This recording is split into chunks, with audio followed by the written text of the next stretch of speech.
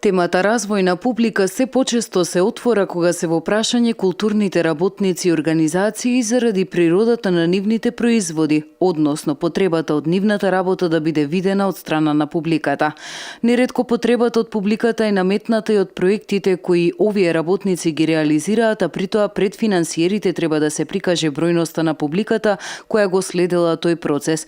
Токму од ова произлегуваат низа прашања и подпрашања кај културните работници и организации, која е таа публика, колку работиме или не со таа публика, дали истата е развојна или не. И денес кога е претешко човек да го извлечкате од пред компјутер и да го донесете во галерија, се прашувате што треба да се прави. Факт е дека кога работиме со проекти треба да покажеме известни резултати, меѓу кои бројност на публиката, односно на целната група до која што стигнало она што сме го сработиле. Меѓутоа, повторно ќе го вратам моментот на квалитетна публика. Затоа што во денешно време, социјалните медиуми се многу активни во таа насока, се снимаме, се постираме, не слушаат, не гледат, па прибираме лајкови, па рич и така натаму.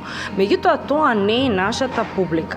Затоа што моментално социјалните мрежи се толку многу бомбардирани со информации, што таа публика на социјалните мрежи мислам дека станува незаинтересирана за се и се што, значи ги минува тие по случаен избор отвара нешто или не, одлучува дали ќе отвори нешто или не, меѓутоа факт е дека тоа не е публика. По ова излагање, социјалните мрежи би требало да бидат добрата алатка за информирање, а не за пласирање, бидејќи според познавачите на приликите, чувството пред компјутер и чувството во галерија не е исто и придобивките не се исти, бидејќи преку социјалните мрежи само се информира, додека во живо постои интеракција, постои поттикнување на критичка мисла, формирање став, едукација, испраќање порака и слично.